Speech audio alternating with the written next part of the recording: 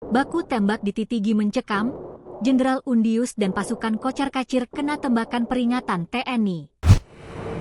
Pasukan OPM Intan Jaya yang dipimpin langsung oleh Jenderal Undius Kogoya dan Danyon Aibon Kogoya dibuat kabur kocar-kacir oleh pasukan TNI.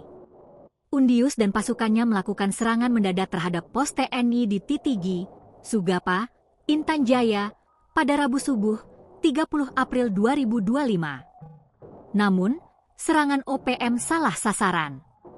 Pos Titigi justru ditempati oleh para prajurit tempur dari Satuan Tugas Batalion Infanteri 509 Raider Kostrad Balawara Yuda yang terkenal memiliki para penembak jitu.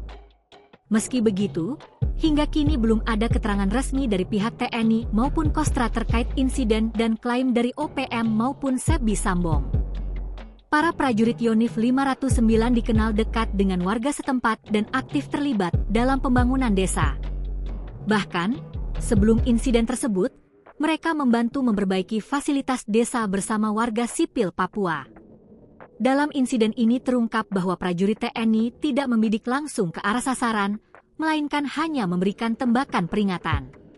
Sementara itu, juru bicara OPM, Sebbi Sambong, menyatakan bahwa Kombatan Komando Operasi Daerah 8 Intan Jaya bertanggung jawab atas penembakan seorang anggota TNI di pos militer Titigi pada Rabu pagi, 30 April 2025, pukul 4.30 WIB.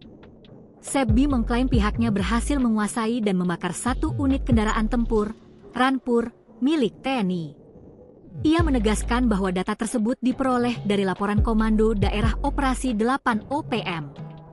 Serangan itu dipimpin langsung oleh Undius Kogoya selaku Panglima Kodak 8, bersama Komandan Batalion Aibon Kogoya.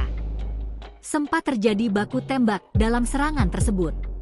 Baku tembak sempat terjadi antara pasukan TPNPB dan militer Indonesia, ujar Sebbi.